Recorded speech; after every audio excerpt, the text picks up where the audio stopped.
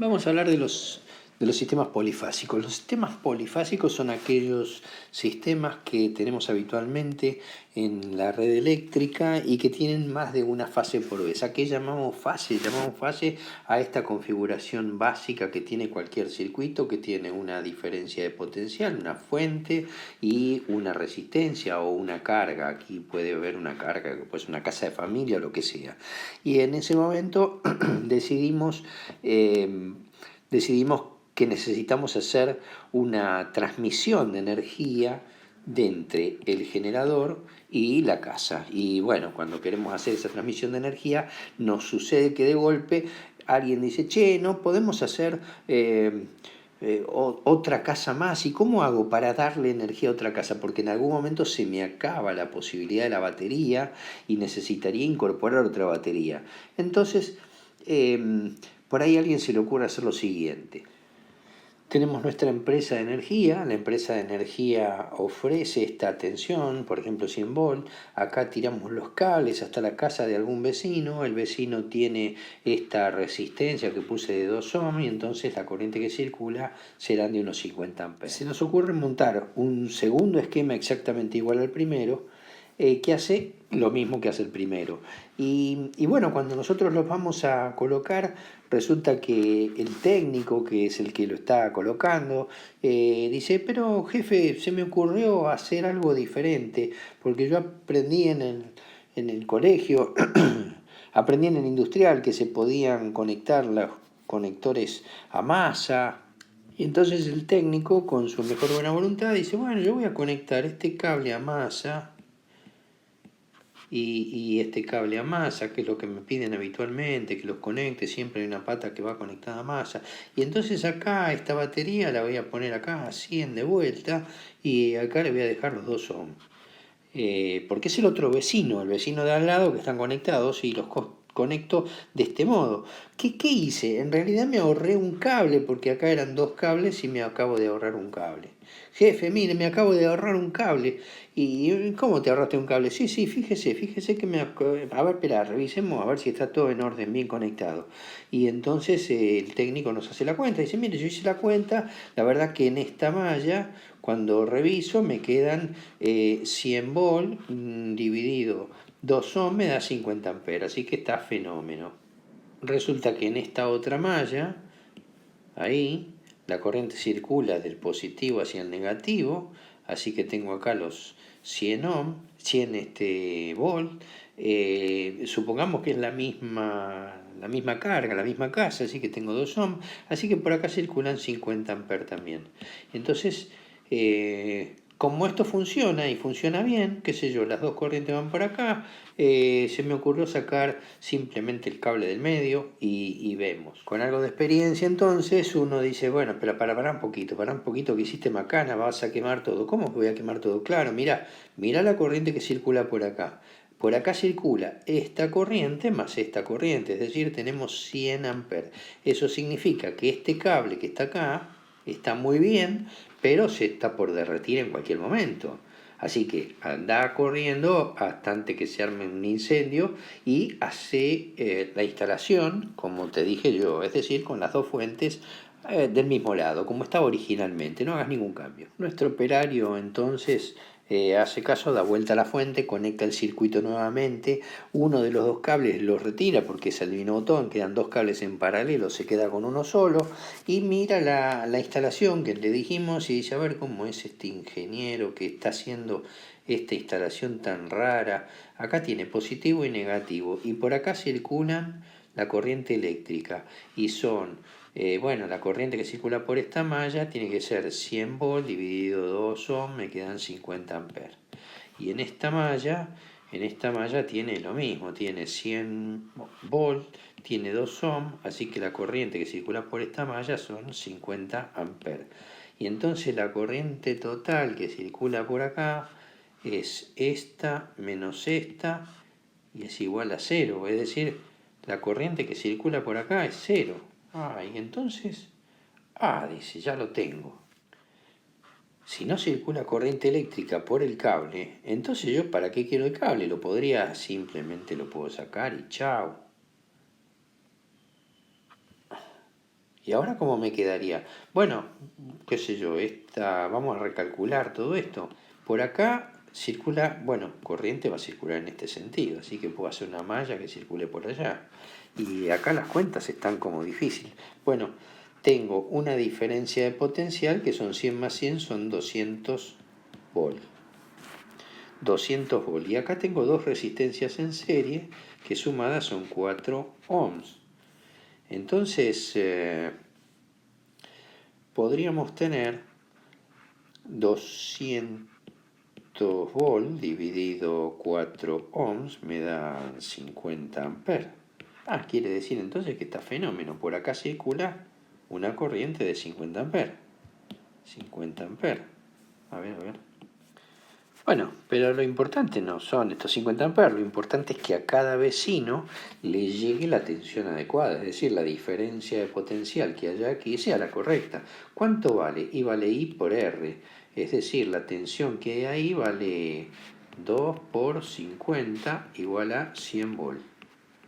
Y en este caso la tensión que hay ahí, 2 por 50 igual a 100 volt. Así que en realidad es como si hubiera tenido el cable. La verdad que a cada uno le toca los 100 volts que le tenía que tocar, anda fenómeno. Bueno, yo se lo voy a contar al ingeniero para explicarle que le hice ahorrar un cable más. El técnico muy decidido nos explica entonces lo que ha hecho y que tiene una gran ventaja, inmensa ventaja, y es que nos ha hecho ahorrar un cable que iba por acá por el medio, así que este cable lo hemos ahorrado. Bueno, otra vez, volviendo a la experiencia original, diciendo, no, pará un poquito, hermano, porque esto anda fenómeno, están las dos casas conectadas, los dos tienen luz, los dos tienen 100 volt, heladera, qué sé yo, pero cuando la señora del primer departamento se vaya a la cama y abra su llave, ¿qué va a pasar? Bueno, se va a apagar la luz. Se cierra la conexión eléctrica y no circulará más corriente. Y cuando no circule corriente, esta vecina que está acá o este vecino nos va a llamar, nos va a insultar, nos va a decir de todo. Así que necesariamente hay que colocar ese cable. Entonces repasemos qué pasa cuando colocamos ese cable. No es el único caso. También podría pasar que uno de los vecinos, aunque esté todo conectado perfectamente bien, decida comprar un segundo acondicionador de aire, por ejemplo, vamos a suponer que le pone otros 2 ohms en paralelo, de manera tal que esta carga vale 1 ohm, son 2 en paralelo con 2, me queda 1 ohm. Es decir, en total tengo 3. Entonces tengo que la tensión total son 200 volt dividido 3 ohms y me da 66,6 amperes. Así que esta corriente deja de ser 50 para ser 66,6. Así que la diferencia de potencial que aparece en bornes del primer usuario va a ser de 2 por 66, serían 133,3 volt. Y en el segundo usuario, que tiene un solo ohm, 1 por 76,6 me da 66,6 volt. La suma de todas las tensiones tiene que dar acá 200, porque acá tenemos 100 más 100, que son 200.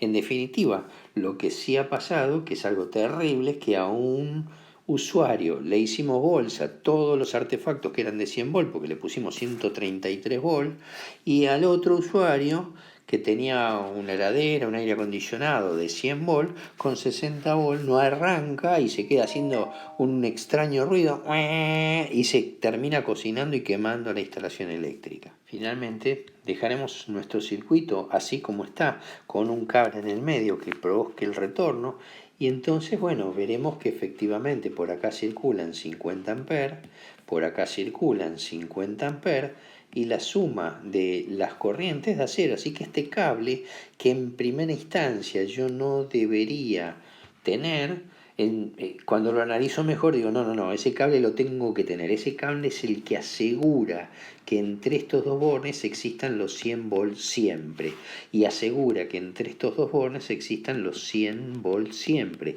Si no existiese ese cable, ya vimos que estas tensiones no pueden estar garantizadas. Este sistema, que tiene dos fuentes de alimentación y dos usuarios, se lo conoce como un sistema bifásico. No es el mejor sistema, es uno de los tantos sistemas que nos permite ampliar nuestra red de distribución de simplemente un generador a tener dos generadores. Ahora, ¿Qué es lo habitual? Lo habitual es que en los sistemas mejor desarrollados sean los trifásicos, porque los trifásicos nos permiten tener dentro de la misma máquina, que es un generador trifásico, una muy buena solución de compromiso, tanto en los generadores como en los motores. Pero los podría haber hexafásicos, pentafásicos o lo que ustedes quieran, es decir, puede poner la cantidad de baterías, de pilas que uno quisiera y podría siempre armarse algún sistema multifásico. Bueno, estos sistemas polifásicos en la industria la relación costo-beneficio, la mejor relación costo-beneficio se encuentra con los sistemas trifásicos que vamos a ver ahora.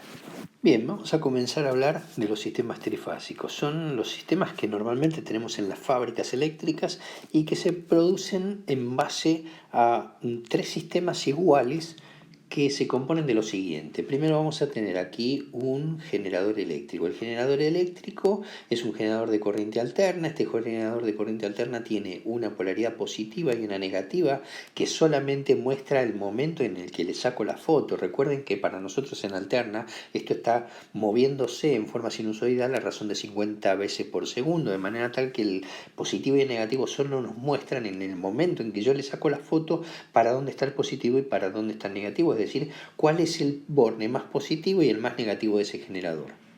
Esta impedancia que está acá es la impedancia interna o impedancia de Thevenin que tiene todo generador, y aquí tendríamos el circuito eléctrico completo de un generador.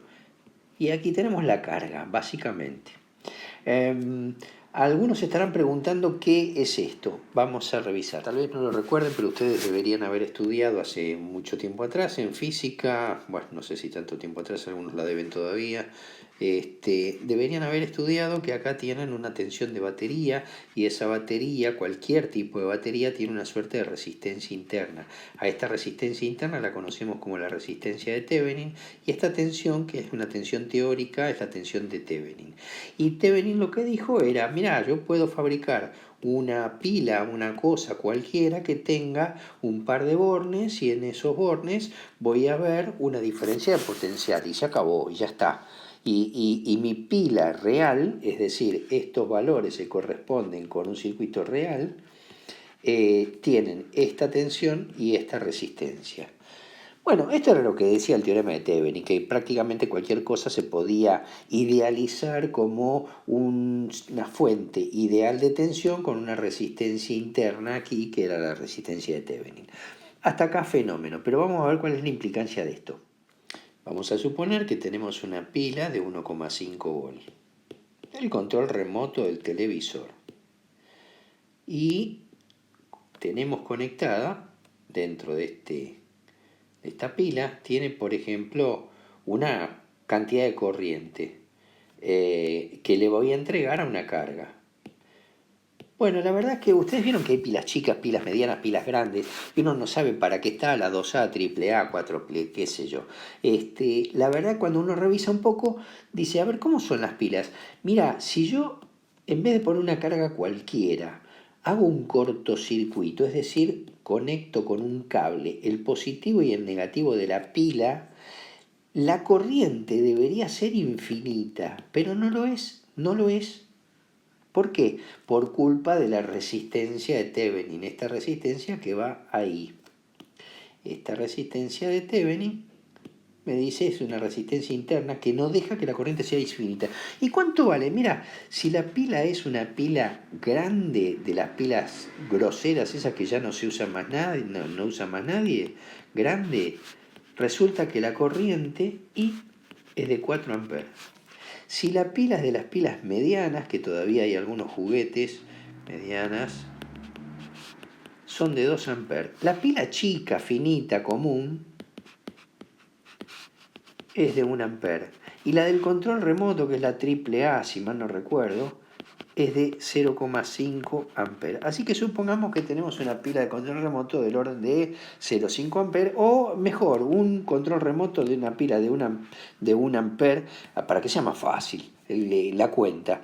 Digo, bueno, entonces, ¿qué encontré? Encontré que la corriente que circula por acá, esta corriente es 1 ampere. Cuando hice qué cosa, nada, agarré la pila un cable y lo uní. Y por acá mido y circula 1 amper. No, pero no tenía que circular infinito. No, pero no te olvides. Esta resistencia no deja que circule una corriente infinita. Ok, entonces, ¿cómo serían las cuentas? Bueno, la verdad es que la corriente que circula es 1 amper. Y entonces si la corriente que circula es 1 amper, la resistencia esa de Thevenin, ¿cuánto debería valer? 1,5 volt dividido 1 amper, es decir, 1,5 ohms. Chau. Ahí está. Quiere decir que ya encontré cuánto vale esta resistencia, 1,5 ohms. Bueno, se estarán preguntando para qué me sirve el dato. Bueno, repasemos un poco el evento típico. El evento típico es, todo esto que está acá es la pila. Y yo tengo conectado a mi pila un control remoto. El control remoto tiene en general una resistencia bastante más grande porque necesita mucha menos corriente que ese amper que habíamos puesto. Supongamos que el control remoto tiene alrededor de 15 ohms. Entonces, vamos a hacer la cuenta de cuál es la tensión que le llega al control remoto. Entonces, digo, la corriente que va a circular acá va a ser 1,5 volt dividido los 15 más 1,5. Y esto me da 15, 16,5. Esto es más o menos 91 miliamperes, es decir, por 10 a la menos 3 amperes. Bueno, ¿y para qué me sirve eso? No, eso me sirve para calcular cuál es la tensión que en bornes aparece en bornes del control remoto. ¿Y cuánto será la tensión del control remoto, VCR? La tensión del control remoto va a ser igual a 91 miliamperes por 15 ohms. Y esto me da que la tensión del control remoto es igual a 1,36 volt. Bueno, claro, me van a decir, pero estos no son 1,5 volt. No son 1,5 volt, es verdad. Y cuando yo compro la pila, si la mido a la pila nueva, no tiene desde acá hasta acá 1,5 volt. La verdad que la pila nueva tiene 1,75 volt aproximadamente. Y uno a veces la mide y dice, che, pero esta pila vino recontra cargada. No, lo que pasa es que cuando circule corriente por aquí, acá se va a producir una caída de potencial. Y esa caída de potencial es la que va a hacer que la tensión en el control remoto sea un poco más chica. Así que normalmente esta pila en condiciones de funcionamiento normal me da 1,5 volt en el control remoto. Bueno, no importa. Nosotros en el ejemplo pusimos 1,5 volt y 1,36, así que vamos a quedarnos con esto y vamos a tratar de descubrir cuál es el problema.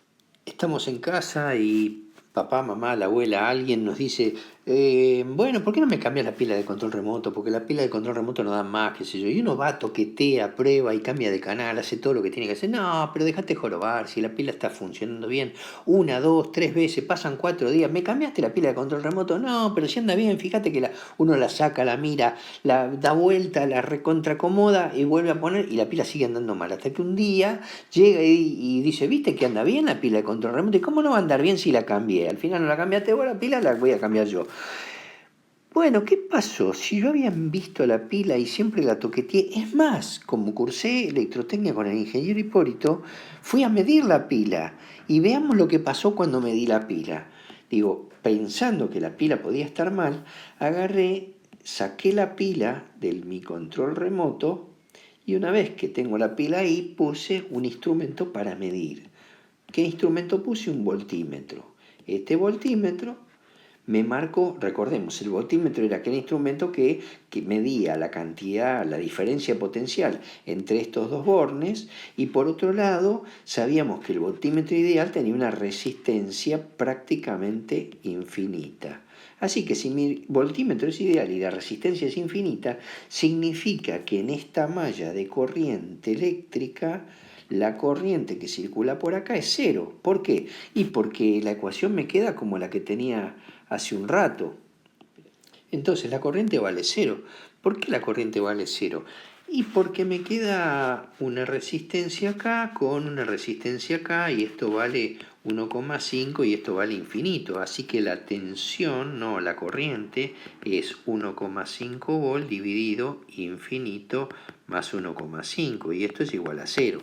Así que esta corriente vale 0. Fantástico. Si la corriente roja esta que está acá vale 0, significa que la diferencia de potencial delta U va a ser I por R, es decir, 0 por 1,5 ohm, y esto es 0. ¿Qué significa? Si la diferencia de potencial vale 0, significa que si acá hay 0 volt y acá hay 1,5, del otro lado tiene que haber 1,5. Es decir, el voltímetro que tengo aquí necesariamente va a medir 1,5 volt.